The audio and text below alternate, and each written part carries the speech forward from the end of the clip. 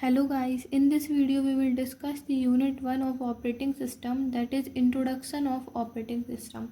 ये एक one shot video होने वाला है। इसमें अपन लोग सारे PYQs और इम्पोर्टेंट टॉपिक्स डिस्कस करेंगे यूनिट 1 के। तो इसका फर्स्ट टॉपिक देखते हैं, दैट इज़ ऑपरेटिंग सिस्टम। कि ऑपरेटिंग सिस्टम क्या है। एग्जाम में आता है एक्सप्लेन ऑपरेटिंग सिस्टम और व्हाट इज़ ऑपरेटिंग सिस्टम। चलिए देखते हैं। Operating system is a interface between the computer user and computer hardware. एक ऑपरेटिंग सिस्टम एक ऐसा इंटरफेस है, एक ऐसा मीडियम है जो यूज़र कंप्यूटर के यूज़र को और कंप्यूटर के हार्डवेयर को कनेक्ट करता है। मतलब कंप्यूटर के यूज़र मतलब यूज़र जो पर्सन कंप्यूटर को रन करता है, उसमें प्रोग्राम्स रन करता है, एंड कंप्यूटर हार्डवेयर के बीच में एक इंटरफेस, एक ब्रिज का काम करता है। कौन करता है? Operating system. And operating system is a software which perform all the basic task. जो ऑपरेटिंग सिस्टम होता है अपने कंप्यूटर में, वो परफॉर्म करता है बहुत सारे बेसिक टास्क। अब वो टास्क कौन कौन से हैं? जैसे फाइल को मैनेज करना, file management, memory management, process management, handling input output. जो अपने इनपुट आउटपुट डिवाइसेस रहते हैं उनको हैंडल करता है। कौन हैंडल करता है? Operating system. And control peripheral devices, और बहुत सारे डिवाइसेस जैसे कि disk drive, printers and so on. तो बेसिकली ये क्या करता है अपना ऑपरेटिंग सिस्टम।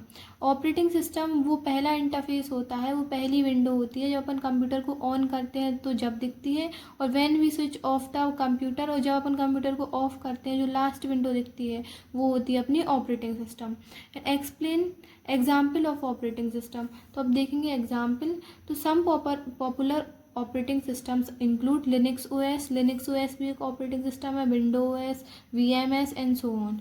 अब देखेंगे it control the execution of all kind of programs. जो कंप्यूटर में जितने भी प्रोग्राम्स होते हैं किसी भी टाइप्स के, वो कौन एग्जीक्यूट करता है और कंट्रोल करता है? अपना ऑपरेटिंग सिस्टम। अब देखेंगे अपन लोग characters and features of operating system. Exam में आता है explain operating system and its features and कभी कभी कैरेक्टरिस्टिक्स। बोथ सेम, मतलब दोनों चीज़ें सेम है। तो अपन इसका फर्स्ट कैरेक्टरिस्टिक्स देखेंगे। First is memory management. Memory management name से ही समझ में आ रहा है, ऑपरेटिंग सिस्टम मैनेज करेगा मेमोरी को कंप्यूटर की। तो देखते हैं, the operating system manage the systems primary memory. Memory दो टाइप की होती है, एक प्राइमरी एंड एक सेकेंडरी। जो प्राइमरी मेमोरी होती है अपनी मेन मेमोरी जैसे रैम, उसको मैनेज करता है, उसको कंट्रोल करता है कौन? Operating system. It keep track of each bits of memory and decides. जो ऑपरेटिंग सिस्टम होता है वो जो अपनी मेमोरी में हर एक पर्टिकुलर बिट होती है उसको डिसाइड करता है, उसके एक्सेस को डिसाइड करता है, उसको ट्रैक करता है अपना operating system. Which process will get memory. ये बताएगा कि कौन सी प्रोसेस मेमोरी में जाएगी। How much memory is allocated, और उस प्रोसेस के लिए कितनी मेमोरी रैम में से अपन एलोकेट करेंगे। When to deallocate memory, और मेमोरी को कब डी एलोकेट करेंगे, ये कौन बताएगा? अपना मेमोरी मैनेजमेंट। अब देखेंगे main goal of memory management, that is efficient memory uses. ये इफ़िशियंट जो मेमोरी यूज़ होती है उससे बताएगा। Avoid memory leak, memory leak को अवॉइड करेगा। And ensure memory protection between processes, और एक श्योरिटी देगा कि वो मेमोरी प्रोटेक्ट कर रहा है प्रोसेसेस के बीच में। अब देखेंगे अपन सेकंड फीचर और characteristic, that is process management. तो अब process management in multi programming environment, the operating system decide which process get the processor when, for and how much time. तो प्रोसेस मैनेजमेंट बेसिकली ये बताता है कि अपनी कौन सी प्रोसेस एग्जीक्यूट होगी, मतलब प्रोसेसर में, CPU में कौन सी प्रोसेस एग्जीक्यूट होगी और कितने टाइम के लिए एग्जीक्यूट होगी और कब एग्जीक्यूट होगी, ये बताएगा अपना process management. Then this function is called process management. Basically इसी फंक्शन को अपन लोग क्या बोलेंगे? अपनी प्रोसेस मैनेजमेंट। देन अपना जो थर्ड फीचर है वो है डिवाइस मैनेजमेंट। डिवाइस मैनेजमेंट से अपन को क्या समझ में आ रहा है?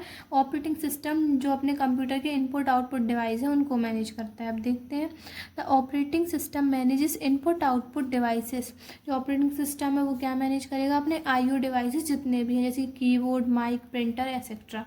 Use device driver to communicate with hardware. और डिवाइस मैनेजमेंट डिवाइस ड्राइवर का यूज़ करता है कंप्यूटर्स के हार्डवेयर से कनेक्ट करने के लिए, कम्युनिकेट करने के लिए। देन अपनी जो फोर्थ कैरेक्टरिस्टिक है वो है फाइल मैनेजमेंट। तो the operating system manage file on storage device like hard drive और SSD.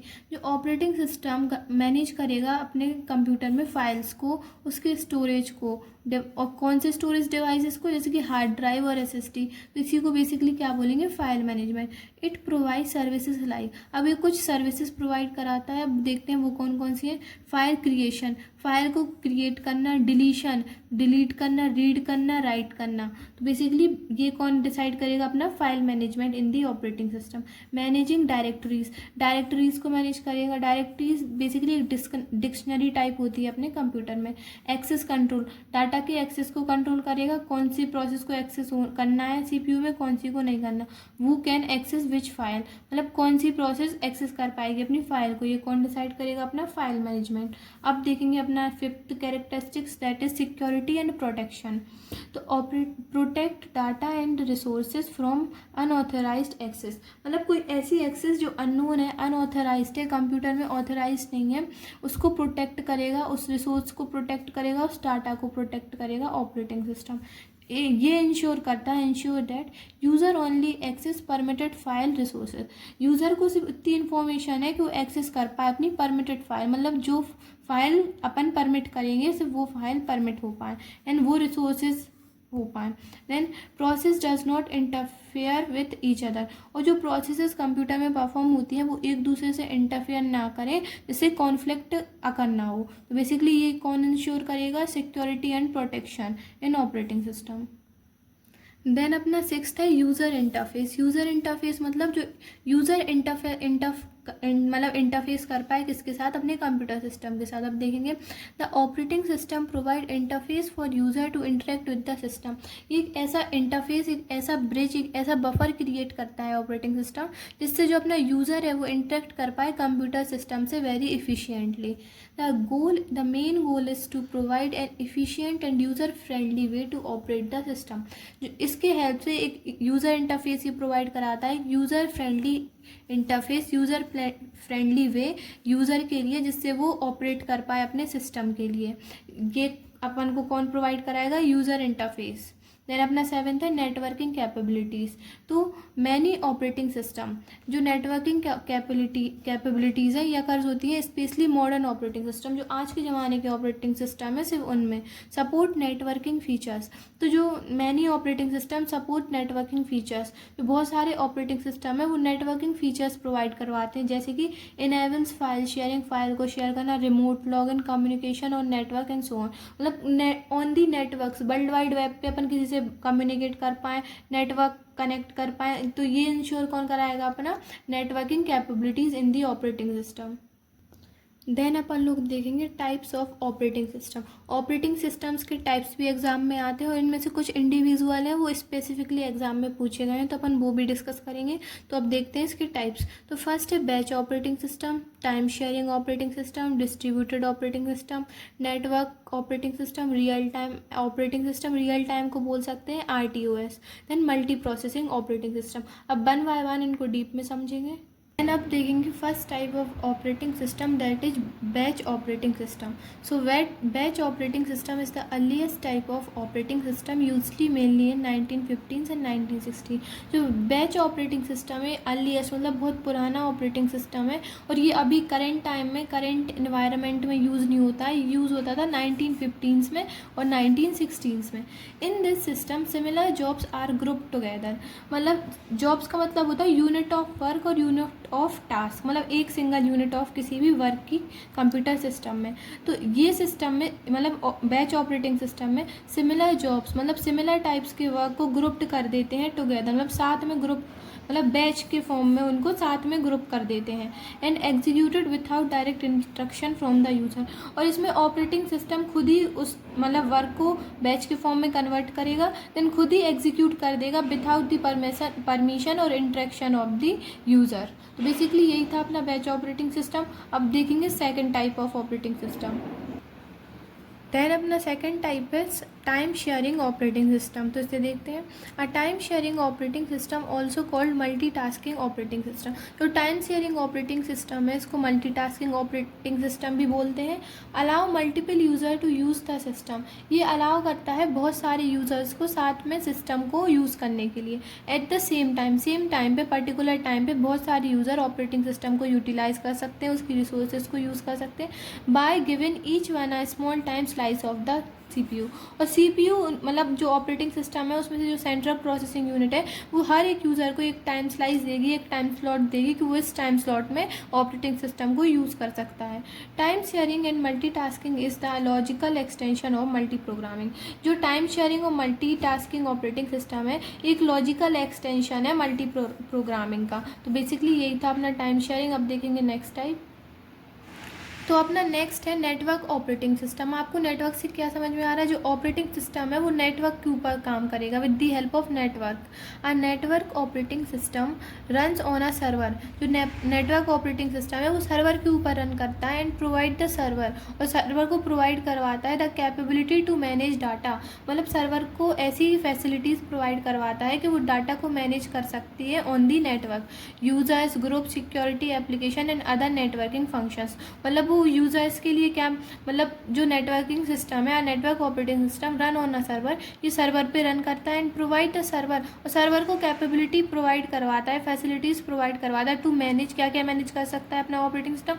Data, users, group, security, applications and other networking functions, और बहुत सारे नेटवर्किंग फंक्शंस। इसलिए इसको क्या बोलते हैं अपन लोग? Network operating system. The primary functions of the network operating system is to allow shares, file and printers.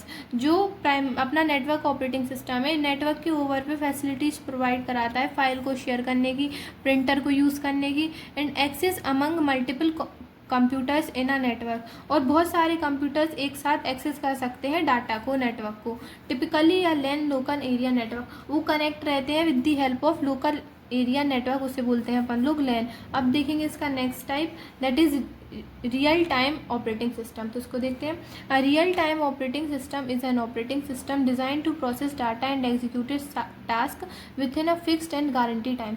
तो जो रियल टाइम ऑपरेटिंग सिस्टम है इसमें बेसिकली एक अपन को पर्टिकुलर टाइम दिया रहता है, एक क्रिटिकल सिचुएशन, मतलब एक गारंटी टाइम दिया रहता है कि इस टाइम के अंदर ही अंदर अपनी जो इंस्ट्रक्शन है, ऑपरेशंस है वो, और जो टास्क है वो एग्जीक्यूट होने चाहिए, डाटा एग्जीक्यूट होने चाहिए, प्रोसेस परफॉर्म होने चाहिए।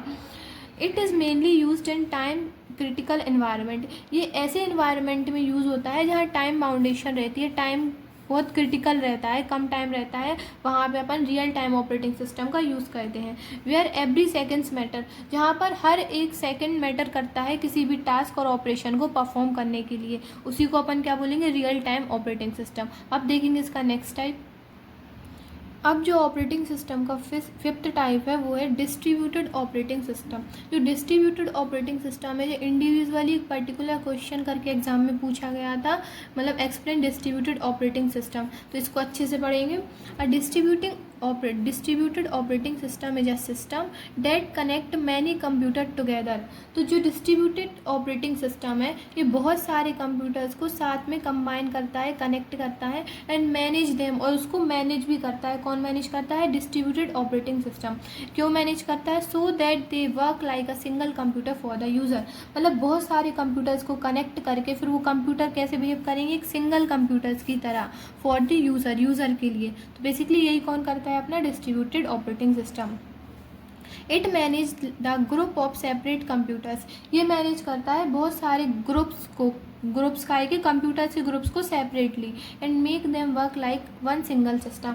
और उनको ऐसे वर्क करवाता है जैसे कि वो एक सिंगल सिस्टम हो, उनके अंदर सिंगल प्रोसेसर हो, सिंगल सब कुछ हो, ऐसे यूज़ करवाता है, यूटिलाइज करवाता है रिसोर्सेज डिस्ट्रीब्यूटेड ऑपरेटिंग सिस्टम। अब देखेंगे the processors communicate with one another through various communication line. इसमें जो अपने बहुत सारे कंप्यूटर्स हैं डिस्ट्रीब्यूटेड ऑपरेटिंग सिस्टम में, तो जब बहुत सारे कंप्यूटर्स हैं तो बहुत सारे प्रोसेसर्स भी होंगे। तो वो जो प्रोसेसर्स हैं वो कम्युनिकेट करते हैं एक दूसरे से with the help of various communication lines. अब वो लाइन कौन सी है? वो लाइन है such as high speed buses. वो लाइन कौन सी है? हाई स्पीड बसेस और टेलीफोन लाइन। ये यूज़ होती हैं कम्युनिकेशन बिटवीन दी प्रोसेसर्स। ठीक है। Then These are refers as loosely coupled system और distributed system। मतलब इसमें जो systems रहते हैं वो loosely coupled रहते हैं, उनका combination बहुत loose रहता है। तो काय में डिस्ट्रीब्यूटेड सिस्टम्स में प्रोसेसर इन अ डिस्ट्रीब्यूटेड सिस्टम में very in size and function. जो प्रोसेसर्स होते हैं डिस्ट्रीब्यूटेड सिस्टम में सीपीयूज, तो वो हर कंप्यूटर का जरूरी नहीं है कि सारे कंप्यूटर जो अपन साथ में कनेक्ट कर रहे हैं उनके प्रोसेसर्स भी सेम हो, उनका अंदर की कैपेसिटी भी सेम हो। हर प्रोसेसर अलग अलग हो सकता है साइज में और फंक्शन परफॉर्म करने में। तो बेसिकली यही होता है अपना डिस्ट्रीब्यूटेड ऑपरेटिंग सिस्टम। अब देखेंगे अपन लोग advantages of distributed operating system. तो फर्स्ट है with resource sharing facilities, a user at one site में be able to use the resources available at another. मतलब इसमें जब अपन बहुत सारे कंप्यूटर्स को कनेक्ट करते हैं तो किसी एक कंप्यूटर में अगर कोई रिसोर्स है, वो दूसरे कंप्यूटर को उस रिसोर्स की नीड है, तो वो रिसोर्स दूसरा कंप्यूटर भी यूटिलाइज कर सकता है। ठीक है। द सेकेंड देखेंगे, if one side fail the remaining side can potentially continue operating system. मतलब ये इम्प्रूव करता है reliability of the computer system. मतलब अगर कोई फंक्शन परफॉर्म हो रहा है और एक ऑपरेटिंग सिस्टम मतलब एक जो अपना प्रोसेसर है वो फेल हो जाता है, तो दूसरे कंप्यूटर का प्रोसेसर उस वर्क को कंटिन्यू रखेगा। तो ये था इसका सेकंड एडवांटेज। अब देखेंगे third, better service to the customer. जब बहुत सारे कंप्यूटर्स कनेक्ट होकर किसी भी टास्क को परफॉर्म करेंगे तो सर्विस अपनी कैसी होगी, इम्प्रूव होगी कस्टमर के लिए। अब fourth, reduction the load of the host computer. इसमें बहुत सारे कंप्यूटर है तो जो मेन कंप्यूटर है उससे भी जो अपना लोड है वो रिड्यूस होगा, क्योंकि सारे कंप्यूटर्स को इक्वली वर्क डिवाइड कर देंगे तो सारे कंप्यूटर्स टास्क को परफॉर्म करेंगे साथ में साइमल्टेनियसली। अब देखेंगे fifth, reduce on delay on data processing. ये किसी भी प्रोसेस के टाइम को रिड्यूस करता है, उसको डिले नहीं होने देता। Reduce on delay on the data processing, मतलब डाटा प्रोसेस जो कंप्यूटर्स में होता है तो उसके प्रोसेसिंग टाइम को भी कम करता है। अब देखेंगे disadvantages of operating system distributed operating system. तो first, it is different to manage because it is more complex than single system. अब आपको जैसे पता ही है कि इसमें बहुत सारे कंप्यूटर साथ में यूज़ होते हैं, तो जब बहुत सारे कंप्यूटर साथ में कनेक्ट होंगे तो उनको मैनेज करना भी मुश्किल होगा, क्योंकि वो एक कॉम्प्लेक्स सिस्टम बन जाएगा। तो वही है more complex than single system. मतलब सिंगल सिस्टम को तो आराम से मैनेज कर सकते हैं, लेकिन बहुत सारे कंप्यूटर्स को अपन मैनेज नहीं कर सकते। मतलब कर सकते हैं लेकिन थोड़ा डिफ़िकल्ट होता है, तो ये इसका क्या है drawback. It need good communication between computers. इसमें अपन को सारे कंप्यूटर्स में मतलब जो अपन कम्युनिकेशन लाइन यूज़ कर रहे थे वो बहुत अच्छी होनी चाहिए, वरना गुड कम्युनिकेशन क्रिएट नहीं होगा अपने कंप्यूटर सिस्टम में। अब अपन देखेंगे इसका थर्ड टाइप, सिक्योरिटी इशू। इसका जो थर्ड डिसएडवांटेज है वो है security issue. Data travel between system so it need protection. मतलब बहुत सारे सिस्टम से इंटरकनेक्ट है, किसी सिस्टम में किसी का सिक्योर डाटा है, तो अगर सिक्योरिटी टाइट नहीं हुई तो वो डाटा उस कंप्यूटर में भी चला जाएगा, मतलब दूसरे कंप्यूटर में चला जाएगा जिसमें उसे नहीं जाना चाहिए था। तो उसमें बहुत ज़्यादा हाई प्रोटेक्शन की नीड पड़ती है। अब देखेंगे अपन अपना नेक्स्ट टाइप। अब अपना सिक्स्थ टाइप है वो है multi processing operating system. Multi processing operating system भी एक इंडिविजुअल क्वेश्चन करके आया है एग्जाम में कि explain multi processing operating system. तो इसको देखते हैं। The multi processing operating system is an operating system that support more than one processor. मतलब जो मल्टी प्रोसेसिंग ऑपरेटिंग सिस्टम है, इसका नेम से ही समझ में आ रहा है, मल्टी मतलब बहुत सारे प्रोसेसर्स जो अपन कंप्यूटर में यूज़ करेंगे। तो इसका मतलब क्या है, इसमें बहुत सारे more than one processor use होते हैं किसी भी टास्क को परफॉर्म करने के लिए। और वो प्रोसेसर क्या है, अपने central processing unit, working together on the same computers. और मतलब सेम कंप्यूटर्स में बहुत सारे प्रोसेसर यूज़ होंगे और वो सारे साथ में वर्क करेंगे। Then this allow multiple processes to be executed simultaneously. तो जो मल्टी प्रोसेसिंग ऑपरेटिंग सिस्टम है ये अलाउ करता है बहुत सारी प्रोसेसेस, मल्टी प्रोसेसेस टू मतलब बहुत सारी प्रोसेसेस एक साथ एग्जीक्यूट हो सकती हैं अपने कंप्यूटर सिस्टम में। Improve speed and performance. तो ये इम्प्रूव क्या करेगा, स्पीड किसी भी टास्क को मतलब परफॉर्म होने के लिए, एग्जीक्यूट होने के लिए, और कंप्यूटर की परफॉर्मेंस भी इंक्रीज़ करेगा। अब इसके होते हैं basically two types of multi processing operating system. First होता है SMP एंड सेकंड होता है AMP। तो फर्स्ट है अपना सिमेट्रिक मल्टी प्रोसेसिंग। तो इसमें क्या होता है, सिमेट्रिक मल्टी प्रोसेसिंग का मतलब जो बहुत सारे प्रोसेसर हैं वो इक्वल मेमोरी शेयर करेंगे अपने कंप्यूटर सिस्टम में, और मतलब उनका इक्वल वेटेज रहेगा सारे प्रोसेसर्स का। All CPU are treated equally, इसमें जो सारे CPU रहते हैं वो इक्वली ट्रीट किए जाते हैं अपने कंप्यूटर सिस्टम में। Each processor run on same identical copy of operating system, मतलब जो ऑपरेटिंग सिस्टम है मतलब जो अपना ऑपरेटिंग सिस्टम है वो सारे कंप्यूटर्स में सेम, मतलब सारे प्रोसेसर में उसकी सेम कॉपी रहेगी, सेम वर्जन रहेगा। Task are shared evenly among processors, मतलब जितने भी प्रोसेसर हैं उसमें जो टास्क अपन को कंप्यूटर से परफॉर्म करवाने हैं तो सब में इक्वली डिवाइड हो जाएंगे, सारे प्रोसेसर इक्वल टास्क परफॉर्म करेंगे, इंस्ट्रक्शन को एग्जीक्यूट करेंगे। अब अपना सेकंड टाइप है आसिमेट्रिक मल्टी प्रोसेसिंग AMP। इसकी नेम से ही समझ में आ रहा है आसिमेट्रिक, मतलब इसमें कुछ इक्वल नहीं रहेगा। देखते हैं, one processor is master other are slave. तो जो आसिमेट्रिक मल्टी प्रोसेसिंग है इसमें एक प्रोसेसर होता है मास्टर, मतलब मेन प्रोसेसर, और अदर आर स्लैव, स्लैव मतलब जो मास्टर के अंडर में काम करेगा। अब देखते हैं, master assign task to slave CPU। जो मास्टर रहता है वो टास्क को असाइन करता है स्लैव CPU के, मतलब स्लैव CPU स्लैव प्रोसेसर वो वाले टास्क परफॉर्म करेगा जो मास्टर प्रोसेसर उसे बताएगा करने के लिए। सिंपल है to design but less efficient, ये बहुत सिंपल है, मतलब डिज़ाइन इसकी बहुत सिंपल है, इसका आर्किटेक्चर बहुत सिंपल है, बट लेस इफिशिएंट। ये लेस इफिशिएंट क्यों है, क्योंकि इसमें जब सारे प्रोसेसर को इक्वल वेटेज ही नहीं दे रहा है तो वो वर्क भी अच्छे से नहीं करेंगे। तो बेसिकली यही है अपना AMP। अब देखेंगे अपन एडवांटेजेस और disadvantages of multi processing operating system. तो पहले देखते हैं advantages. Increase speed and performance because multi processor work together. जो अपना मल्टी प्रोसेसिंग ऑपरेटिंग सिस्टम है ये इंक्रीज करता है कंप्यूटर एग्जीक्यूट, मतलब जो एग्जीक्यूट होते हैं इंस्ट्रक्शन उनकी स्पीड, और परफॉर्मेंस इंक्रीज करता है because multi processor work together, क्योंकि बहुत सारे प्रोसेसर एक कंप्यूटर में साथ में वर्क करते हैं। देन ग्रेटर रिलायबिलिटी, इसकी रिलायबिलिटी भी ज़्यादा है, मीन्स अगर एक सिस्टम फेल हो जाता है, कोई टास्क एक CPU सेंट्रल प्रोसेसिंग यूनिट या प्रोसेसर फेल हो जाता है कोई भी टास्क परफॉर्म करने के लिए, तो अपना दूसरा प्रोसेसर उसको कंटिन्यू रखेगा। Means if one processor fail other will continue the work. तो इसमें क्या रहती है, ग्रेटर रिलायबिलिटी। अब थर्ड है इंक्रीज थ्रूपुट। इंक्रीज थ्रूपुट करता है, मतलब बहुत सारे जो प्रोसेसर रहते हैं वो सेम टाइम पे परफॉर्म करते हैं टास्क को, तो इसमें अपना टाइम भी कंज्यूम ज़्यादा नहीं होता है। Various task done in same time, बहुत सारे प्रोसेसर हैं तो वो बहुत सारे टास्क परफॉर्म हो रहा है और सेम टाइम पे हो रहा है, मतलब टाइम एक लग रहा है लेकिन टास्क बहुत सारे परफॉर्म हो रहे हैं, तो उसी को क्या बोलेंगे अपन, इंक्रीज थ्रूपुट। अब देखेंगे disadvantage of multi processing operating system. तो first is system with multiple processor are more expensive. अगर मतलब कोई एक कंप्यूटर सिस्टम है उसके पास एक प्रोसेसर है, तो जो एक प्रोसेसर की कॉस्ट, मतलब एक कॉस्ट लगी, लेकिन अगर एक सिस्टम के पास बहुत सारे प्रोसेसर हैं तो बहुत सारी कॉस्ट लगेगी। तो यही है ना, सिस्टम विथ मल्टीपल प्रोसेसर, ऐसा सिस्टम जिसके पास बहुत सारे प्रोसेसर हैं वो मोर एक्सपेंसिव होगा as compare to single processor system. अब complex system design means operating system manage multiple CPUs, मतलब इसमें कॉम्प्लेक्स सिस्टम डिज़ाइन है क्योंकि ऑपरेटिंग सिस्टम्स को बहुत सारे प्रोसेसर को मैनेज करना पड़ता है। अब सॉफ्टवेयर कॉम्प्लेक्सिटी, सॉफ्टवेयर की कॉम्प्लेक्सिटी है कैसे, not all program are design to run in parallel, मतलब कुछ सॉफ्टवेयर ऐसे होते हैं जो रन करते हैं सिर्फ एक सिंगल CPU पे, और कुछ ऐसे होते हैं जो बहुत सारे पे करते हैं। तो अगर कोई ऐसा सॉफ्टवेयर है जो सिंगल प्रोसेसर पे रन कर सकता है तो वो मल्टी प्रोसेसिंग में अच्छे से वर्क नहीं करेगा, तो वही है not all programs are design to run in parallel. अब देखते हैं इफ़, अगला point, if two CPUs try to access the same resources. अगर इसमें बहुत सारे प्रोसेसर हैं तो कंप्यूटर में अगर दो या दो से ज़्यादा प्रोसेसर को सेम रिसोर्स यूटिलाइज करनी है, जैसे कि अगर दो प्रोसेसर को सेम मेमोरी यूज़ करनी है at the same time, it can cause conflict और डेडलॉक। तो अगर सेम प्रोसेस दो प्रोसेसर एक्सेस करना चाहेंगे तो इससे कंप्यूटर में डेडलॉक और कॉन्फ्लिक्ट और सिस्टम करप्ट होने के चांसेस ज़्यादा होते हैं। तो बेसिकली यही थे drawbacks of multi processing operating system. अब अपना नेक्स्ट टॉपिक है सिस्टम कॉल। ये मोस्ट इम्पॉर्टेंट टॉपिक है अपना सिस्टम कॉल, क्योंकि फर्स्ट यूनिट से सबसे ज़्यादा पूछे जाने वाला क्वेश्चन है अपना सिस्टम कॉल। अब इसको देखेंगे।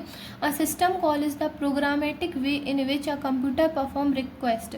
जो सिस्टम कॉल है एक प्रोग्रामेटिक वे है, मतलब प्रोग्राम को परफॉर्म करने का वे है। इसमें कंप्यूटर प्रोग्राम रिक्वेस्ट करते हैं, request a service from the kernel, मतलब सर्विस को यूटिलाइज करने के लिए कर्नल से रिक्वेस्ट करते हैं of of the operating system it is executed on, मतलब किसी भी प्रोसेस को एग्जीक्यूट करने के लिए जो सर्विसेज और मतलब रिक्वायरमेंट्स रहती हैं उनके लिए रिक्वेस्ट करते हैं कर्नल से। अब अपन देखेंगे कर्नल क्या होता है।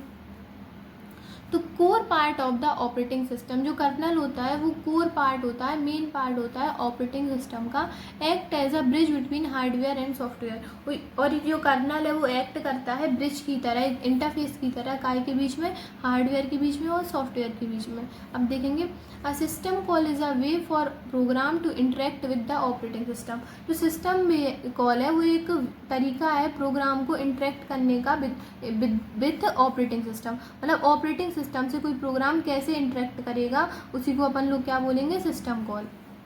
Now, a computer program make a system call when it makes to request the operating system kernel। तो कोई कंप्यूटर सिस्टम या प्रोग्राम कब सिस्टम कॉल परफॉर्म करेगा, जब उसको रिक्वेस्ट करनी पड़ेगी ऑपरेटिंग सिस्टम के कर्नल से। अब system call provide the services of the operating system. System call ऐसी सर्विसेज प्रोवाइड कराता है ऑपरेटिंग सिस्टम को टू द यूज़र प्रोसेस विया API एप्लीकेशन परफॉर्म इंटरफेस, जिसकी हेल्प से यूज़र परफॉर्म कर सके, प्रोग्राम कर सके with the help of application program interface. अब अपन लोग देखेंगे services provide by the system call, मतलब ऐसी कौन सी सर्विसेज हैं जो सिस्टम कॉल प्रोवाइड करता है जिसके लिए कंप्यूटर सिस्टम रिक्वेस्ट करता है ऑपरेटिंग सिस्टम के कर्नल से। तो फर्स्ट है प्रोसेस क्रिएशन एंड मैनेजमेंट। किसी भी प्रोसेस को क्रिएट करने के लिए और मैनेज करने के लिए ऑपरेटिंग सिस्टम रिक्वेस्ट करता है, मतलब कंप्यूटर सिस्टम रिक्वेस्ट करता है ऑपरेटिंग सिस्टम के कर्नल से। Then main memory management, main memory को मैनेज करने के लिए, फाइल को एक्सेस करने के लिए, डायरेक्टरीज के लिए, देन फाइल सिस्टम मैनेजमेंट के लिए। बेसिकली यही है अपना सिस्टम कॉल। अब अपना नेक्स्ट टॉपिक है बैच प्रोसेसिंग। जो अपन ने ऑपरेटिंग सिस्टम के टाइप पढ़े थे उसमें से एक था बैच ऑपरेटिंग सिस्टम। तो एग्जाम में अगर बैच ऑपरेटिंग सिस्टम आएगा तो आपको उसको डिटेल में ऐसे लिखना है, अगर बैच प्रोसेसिंग आए तो उसको भी ऐसे ही लिखना है। अब चलिए देखते हैं। Batch processing is a technique in which an operating system collect the programs and data together. Batch processing एक ऐसी टेक्निक है जिसमें ऑपरेटिंग सिस्टम कलेक्ट करता है प्रोग्राम्स को और डाटा को टुगेदर, और उसको अपन क्या बोलेंगे, इन अ बैच, मतलब जो डाटा और प्रोग्राम्स को कलेक्ट करेगा एक यूनिट में उसको बोलेंगे batch. Before processing start, process start होने से पहले डाटा और प्रोग्राम को एक बैच के फॉर्म में टुगेदर, मतलब साथ में करने को अपन क्या बोलते हैं, बैच प्रोसेसिंग। अब देखेंगे इसकी working process, how it is actually work. तो देखते हैं।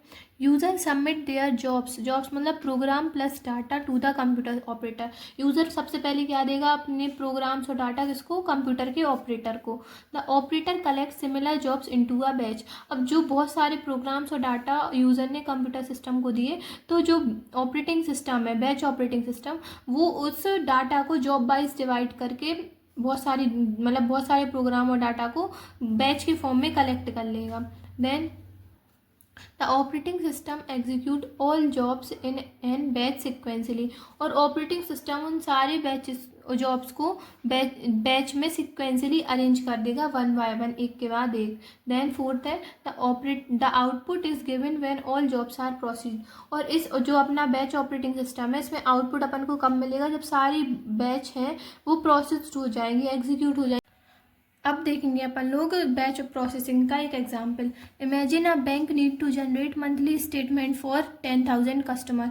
इमेजिन करिए कोई बैंक है, उसको मंथली स्टेटमेंट 10,000 कस्टमर की नीड है जनरेट करने की, मतलब उसको करना ही पड़ेगा।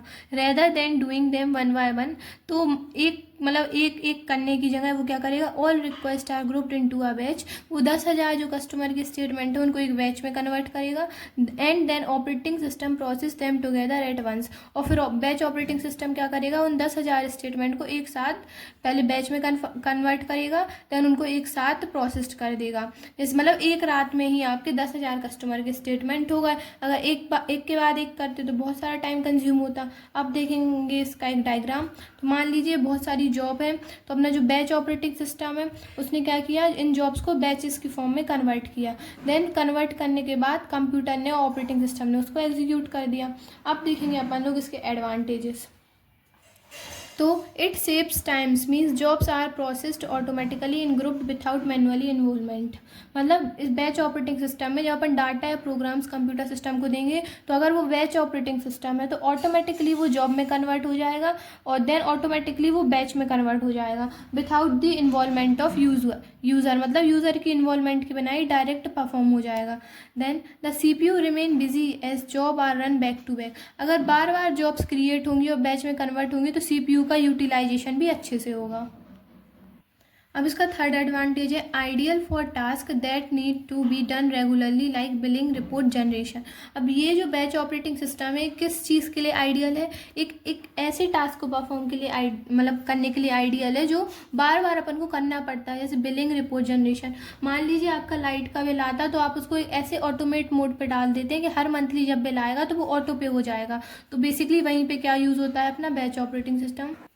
मतलब बार बार बिलिंग करनी हो या फिर रिपोर्ट जनरेट करनी हो तो वहाँ पे क्या यूज़ होगा अपना बैच ऑपरेटिंग सिस्टम। अब अपन लोग देखेंगे इसके डिसएडवांटेजेस। यूज़र कान चेंज और स्टॉप आ जॉब वंस स्टार्ट। अगर जॉब क्रिएट होना स्टार्ट हो गई बैच ऑपरेटिंग सिस्टम में तो यूज़र उसे चेंज नहीं कर पाएगा और स्टॉप नहीं कर पाएगा उस प्रोसेस को। Then user have to wait until the entire process is complete. तो यूज़र को जब तक वेट करना पड़ेगा जब तक वो बैच के फॉर्म में कन्वर्ट ना हो के एग्जीक्यूट ना हो जाए, जब तक यूज़र उसमें इन्वॉल्वमेंट नहीं दे सकता, जब तक वो कंप्लीट ना हो जाए। Then errors are found only after the job or batch finished running. मतलब इसमें ऐसा नहीं है कि जब जॉब क्रिएट हो रही है जब ही अपन को क्या मिल जाएगा, एरर मिल जाएगा। इसमें एरर जब मिलेगा जब अपनी जो बैच है वो मतलब एग्जीक्यूट हो जाएंगे, उसके बाद जो आउटपुट मिलेगा तो आप उसमें एरर फाइंड कर सकते हैं। तो बेसिकली यही क्या है बैच ऑपरेटिंग सिस्टम के ड्रॉबैक। अब अपन देखेंगे अपना next topic that is buffer catch. तो इसको देखते हैं।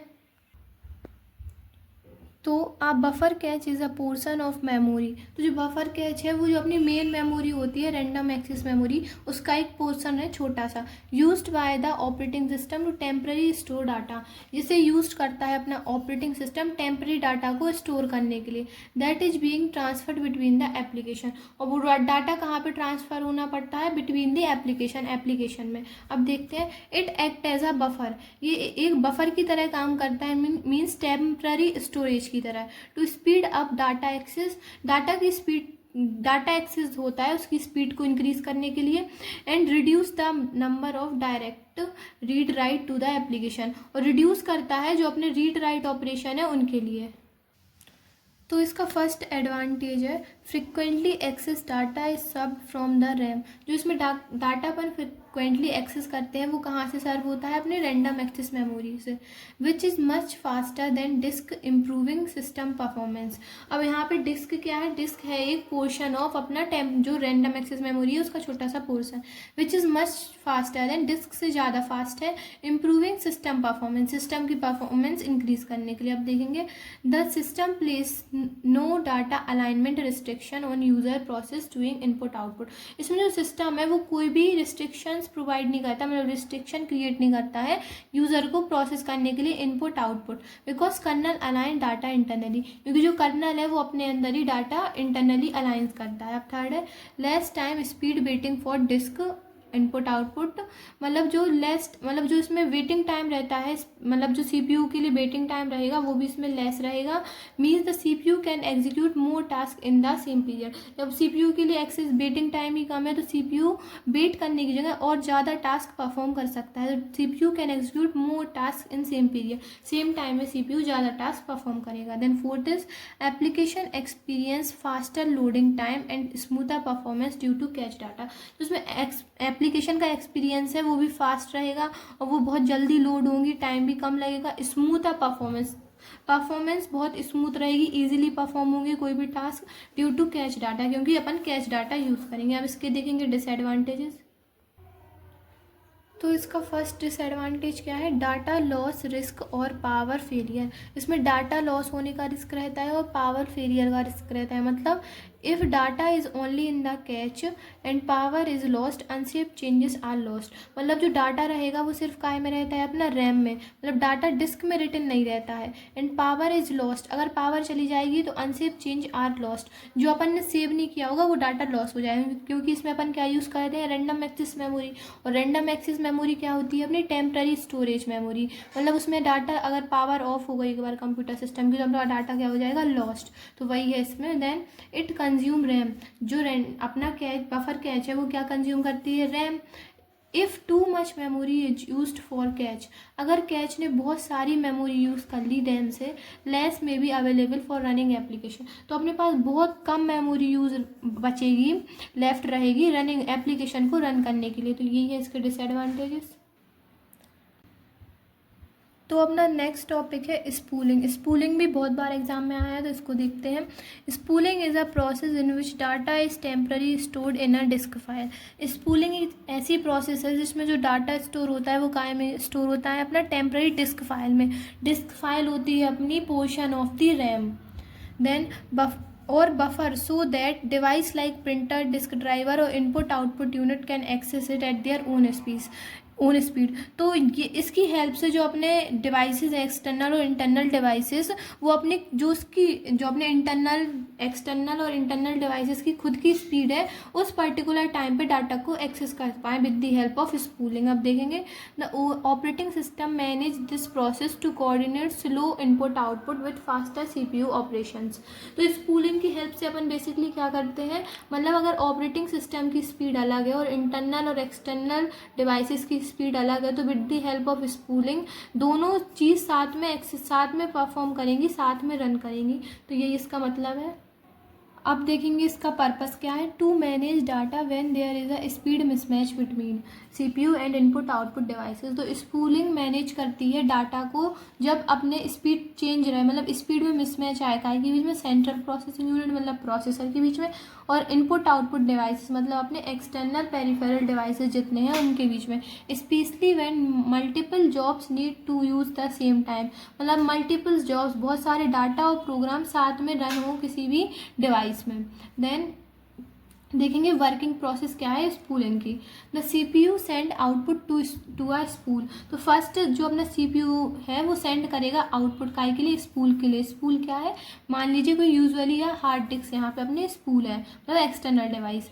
The input output device like a printer, तो अपना जो इनपुट आउटपुट डिवाइस जैसे प्रिंटर है, pick up the data from the spool when it is ready. तो जब अपना इनपुट आउटपुट डिवाइस रेडी रहेगा तो वो कहाँ से डाटा पिक करेगा, अपना स्पूल में से।